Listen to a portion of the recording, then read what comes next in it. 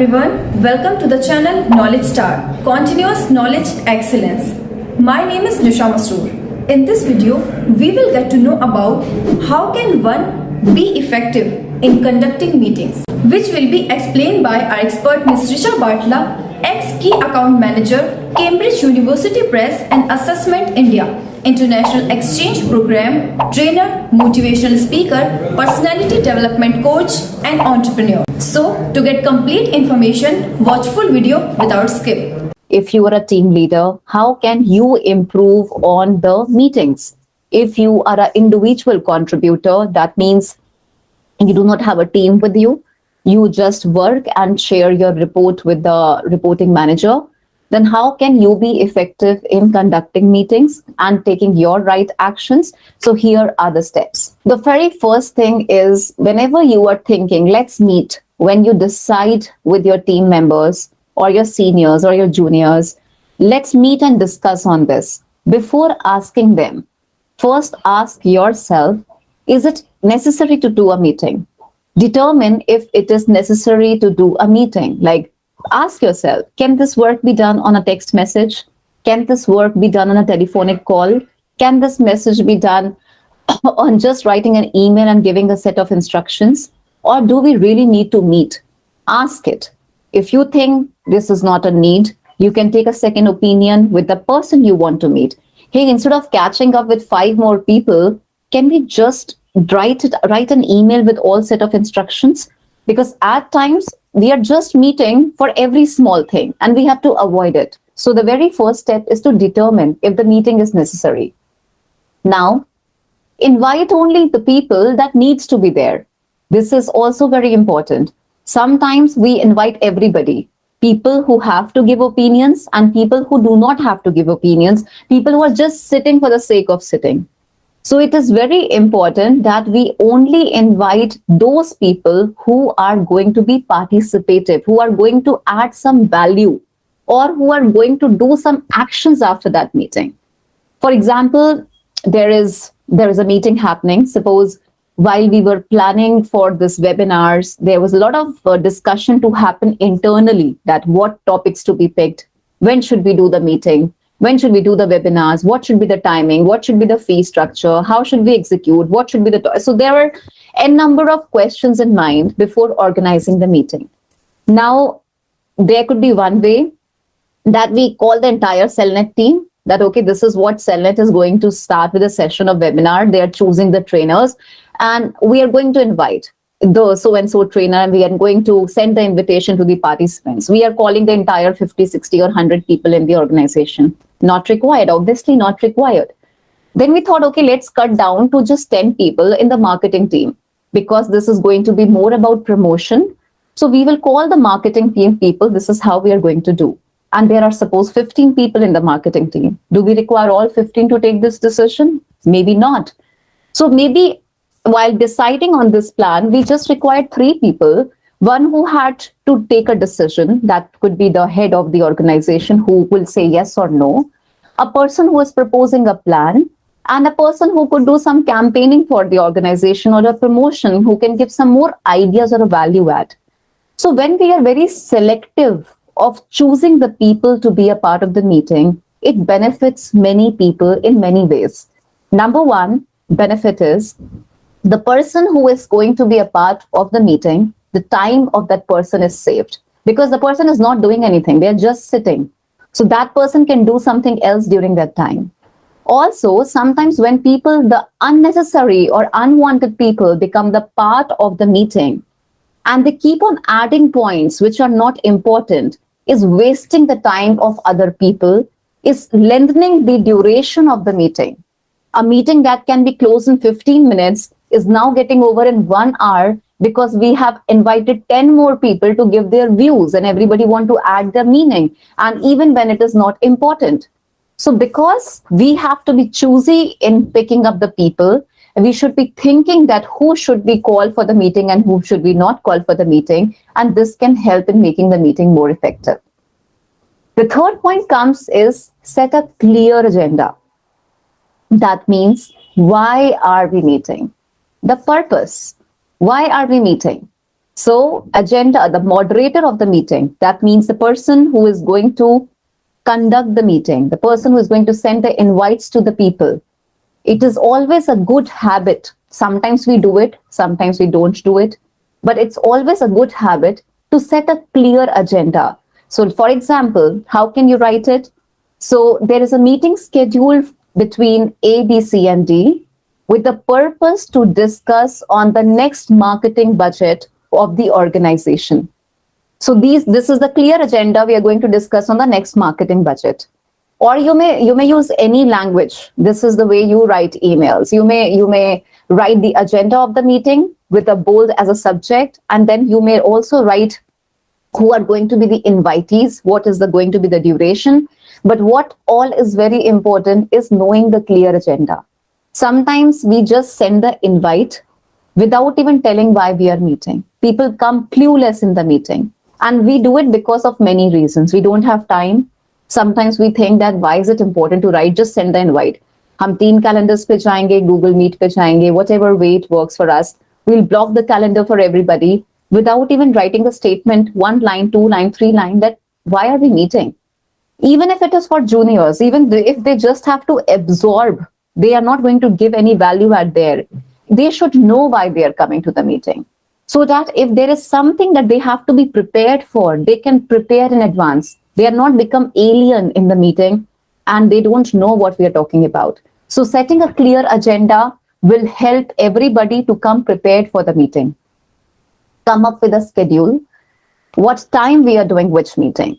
So there should be 9 to 10 meeting, or maybe I mean to say there should be a time devotion, that how much time we're going to spend in the meeting is to be provided.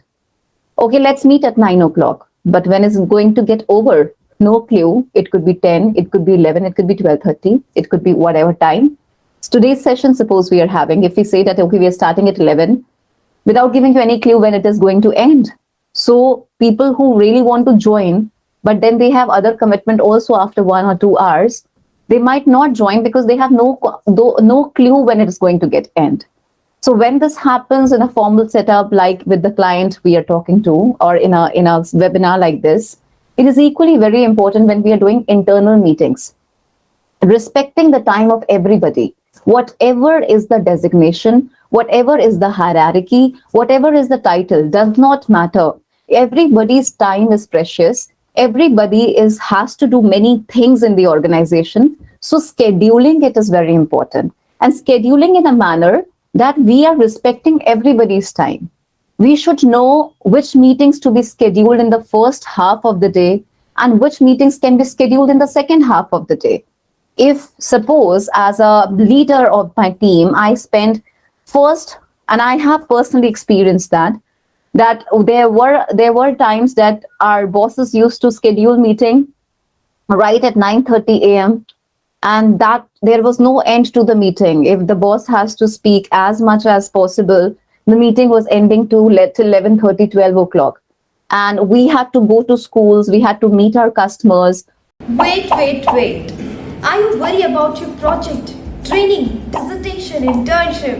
Don't think too much, because Nanoscience and Technology Consortium, in short NSTC, is giving you a golden opportunity to do the same tasks. NSTC also conducts workshops on amazing topics. So if you want to register in the workshop, the registration link is given in the description box below, or you may go to the website www.nanoschool.in, where you can easily enroll in the workshops. So just check it out right now. Hardly there was time left to meet the school principals when you start moving from your home or from your offices after 11:30 or 12 o'clock, because their peak meeting hours are the first half of the day. So every business has a different requirement. Every business has a different set of clients. Understanding that what is the ideal time to do what kind of meeting is very, very important. And that is possible when you respect the schedule of everybody, knowing that my team will be on road. If I am going to do this meeting, they are wasting their time. They could meet the clients during that time. So such introspective questions are very important. In your commissioning role, there would be different responsibilities. You might have your peak hours of talking to the authors in the second half of the day, assuming that first half is basically spent while they are in the classrooms in the university. So second half is idle. After lunch, they are more comfortable talking. So maybe first half could be spent in the internal discussion and second half for the client discussion. So as I said, depending upon the requirement of your organization, the scheduling can be done, but scheduling is very important. Share plans for big ideas beforehand. Sometimes it happens when we do a meeting, and when we do a meeting and there are certain expectations from the people that this is what the next action to be taken. The person has no idea why he was called. The person had no idea that he would be asked to take actions later after the meeting. So the person says, okay, allow me some time. I will come back on this on Monday. I will come back on this on after 2 days. I will see and I will come back on this. This is happening because the person from whom we expect, we are giving him all information just during the meeting time. And when the person is not prepared for it, he was not knowing or she was not knowing about it, the person needs its good time to come back to you, and which is important. The person when responding that, okay, give me 2 days or 3 days to come back on it is very respectful and idle to say because the person had no clue about it. So what is important? If we want the immediate actions to be taken after the meeting, if we want everybody should start implementing the thoughts and the ideas, anything big that you are planning to discuss in the meeting as a host of the meeting, you should give a heads up to those people. For example, a meeting among the team members is happening. There are people in the sales roles, for example, they're all sitting together. And one of the colleague in the sales role is expected that you will be giving some information about the market that you handle. That means you will be giving us some data points about you handle UP, for example, as a market, that how many institutions are there in UP. Suppose you sell your clients are schools and universities. So you will be giving information about how many schools are there in UP, how many universities are there, how many private and how many central or government universities, how many CBSE schools and ICSE schools, all that stuff. Now this person is given a heads up that during the meeting, it will be expected. So be prepared. So the person will do the homework and come back. And suppose on a very unprepared way, if this person is asked the same question, give us the data of UP as a market. Maybe these are numbers, very tricky. How can I give a number without even being prepared? Person will say, okay, sir, I will email you. Give me 2 days time, 3 days time. I'll definitely email you by Monday or so. And the person is slogging during the weekend, Saturday, Sunday, just to prepare that because he was not prepared what will be expected from him or her. And this is not only hampering that individual and his personal space because something which you have given him at the gunpoint that has to be done now, but it is also hampering the productivity of the organization. The actions that can be taken right away are now getting delayed for 2 or 3 days just because we haven't given that idea to that person what is expected out of him or her. So this is a very important aspect. Set a positive and a productive tone for the meeting. Now, this is very important point and expected from the moderator of the meeting, the host of the meeting, who is conducting the meeting or coordinating the meeting on behalf of everybody, or who is going to lead the meeting. Sometimes there are people who coordinate for the meeting. For example, they check the availability of everybody, they check the date, schedule it, send the invite, everything. But then when the meeting happens, the leader, who is the senior most person, who starts the meeting. So it is very important, whoever starts the meeting, you set a positive and a productive tone. By that, it means you make everybody comfortable who are there in the meeting. Sometimes our tone becomes very, very dominating, very bossy, where people get scared. हम यहाँ बोल ही नहीं पाएंगे.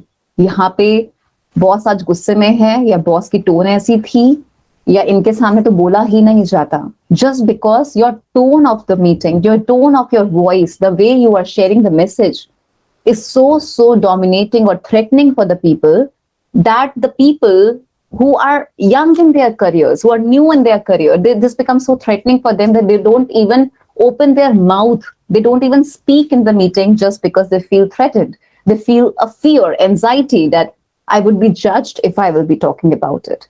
So the leader or the moderator or the coordinator needs to be in a manner that provides comfort to all the participants who are there in the meeting, just by their tone, body language, positive words, comforting words, and the productive tone, which means that there has to be some agenda and there has to be some results expected after the meeting. So, for example, today we all are assembled today. So assume that I'm a moderator in the meeting and there are people of all hierarchies sitting together. This is some internal discussion happening about the new policies that are introduced in the organization. So if I am the moderator and I have to set a tone, so I would be just welcoming and greeting everybody. And for example, hope your day was well. If it is during the end of the day, or if it is I hope your morning started well. Today's weather is, it's very cold. I hope you're all comfortable. If you want to have some tea or a coffee, you please go and grab a tea and coffee. We're going to start in next 5 minutes. Just kind of a cozy environment for people that, okay, we are welcoming, be comfortable. We all are equal. There is no problem. And then by productive tone, I mean that we are clear. So today we all are assembled. Now everybody's together sitting. So today we all are assembled here to discuss on the new policies or the new initiatives that our organization is going to start with, so that means what else expected, so that everybody feels safe in the organization.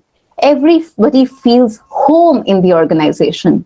Everybody feels to give their very best in the organization, or just to motivate our people to stay in the organization, or to reduce the attrition in the organization. That means to reduce the fallouts that people leaving the organization.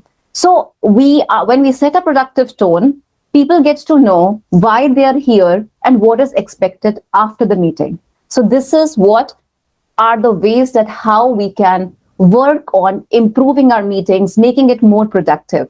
I hope you like this video. If you want to see these type of videos, then please do comment. We will definitely reach out to you.